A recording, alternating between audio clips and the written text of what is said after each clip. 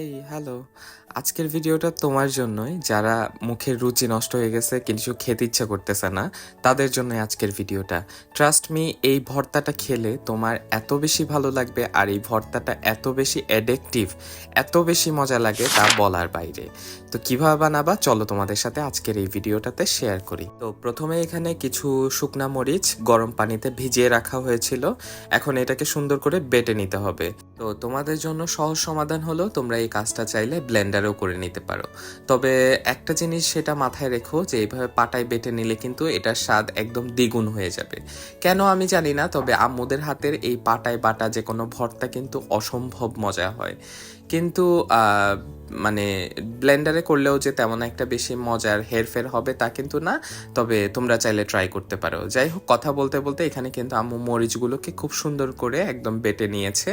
এখন এখানে দেওয়া হচ্ছে আস্ত রসুন আর পেঁয়াজ। পেঁয়াজ আর রসুনগুলোকে একদম মিহি করে বাটার কোনো দরকার নেই, এটাকে একটু আস্ত আস্ত বা ধরো এটাকে আধ ভাঙা করে এটাকে সুন্দর করে বেটে নিতে হবে।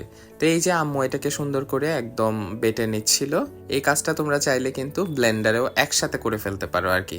যাই হোক, একই কথা বারবার বলছি। এবার তোমরা বলো এই ভিডিওটা দেখতে দেখতে কার কার জিভে পানি চলে আসছে। আমার তো ভিডিও এডিট করতে গিয়েই মনে করো লোল পড়তেছে, এমন একটা অবস্থা আর কি। মরিচ বাটা দেখলেই কেন জানি মুখে পানি চলে আসে আমার। যাই হোক, এখানে আম্মু সুন্দর করে পেঁয়াজ রসুনটাকেও মরিচের সাথে সুন্দর করে বেটে একটু মেখে নিল, নিয়ে এটাকে আলাদা করে একটু নিচ্ছিল। এখন চলো ভর্তাটাকে বানানোর পালা। এখানে আম্মু প্রায় অনেকটা পরিমাণ সরিষার তেল দিল। খেয়াল রাখবা এই ভর্তাটা কিন্তু সরিষার তেলেই করতে হবে, তাহলে একদম অথেন্টিক টেস্ট পাওয়া যাবে। তারপরে তো দেখলাম আম্মু আস্ত কয়েকটা রসুন একটু ভেজে নিয়ে এখানে মরিচের যে বাটাটা আমরা করে রেখেছিলাম সেটাকে সুন্দর করে ঢেলে দিল। দিয়ে এখন সুন্দর করে তেলের সাথে কিন্তু এই মরিচ বাটাটাকে একটু ভালো করে ভেজে নিতে হবে। জাস্ট কষিয়ে নেওয়ার মতো করেই সুন্দর করে কিন্তু ভেজে নিতে হবে। তোমরা কিন্তু চাইলে রসুনটাকে আরও পরেও অ্যাড করতে পারো, আমরা প্রথম দিকে অ্যাড করে দিয়েছি। একদম বেশি আস্ত আস্ত না, একটু একটু নরম নরম রসুন খেতেই কিন্তু বেশি ভালো লাগে ভর্তার মধ্যে। তো এখন কথা বলতে বলতে আম্মু এখানে দিয়ে দিল লবণ পরিমাণ মতো আর 1 চা চামচ পরিমাণ হলুদের গুঁড়া। হলুদের গুঁড়াটা কিন্তু মাস্ট বি দিতে হবে, এটাই কিন্তু ভর্তার একটা ইনগ্রেডিয়েন্ট। ও শিট, তোমাদেরকে তো এখনো বলাই হয়নি যে আজকে কি শুটকির ভর্তা করা হচ্ছে। তা আম্মু এখানে কিন্তু দিয়ে দিল বাঁশপাতার চেপা শুটকি। তোমরা চাইলে এটাকে পুঁটি মাছের চেপা শুটকি যেটা পাওয়া যায় সেটা দিয়েও করে নিতে পারো। তো শুটকিগুলোকে দিয়ে একটু হালকা ভেজে নিয়ে দেখো এখানে আম্মু সুন্দর করে কাটা যেগুলো বের হয়েছে সেগুলোকে আলাদা করে নিচ্ছে। তো এখানে আম্মু অল্প একটু পানি অ্যাড করে সুন্দর করে এটাকে কষিয়ে নিচ্ছিল। এখন যখন একটু সুন্দর করে তেলটা উপরে ভেসে আসবে তখনই তোমার কিন্তু বুঝতে হবে যে আমাদের আজকের এই ভর্তাটা কিন্তু একদম রেডি।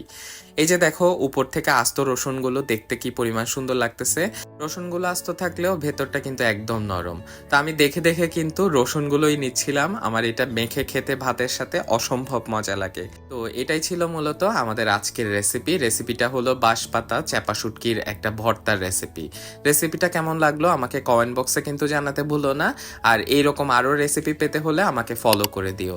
আর তোমরা যদি ইউটিউব চ্যানেল থেকে দেখে থাকো অবশ্যই আমার চ্যানেলটা কিন্তু একটু সাবস্ক্রাইবও করে দিও। তো তোমাদের সবার সাথে দেখা হচ্ছে আমার পরবর্তী কোনো ভিডিওতে, সে অবধি সবাই ভালো থেকো। আল্লাহ হাফেজ।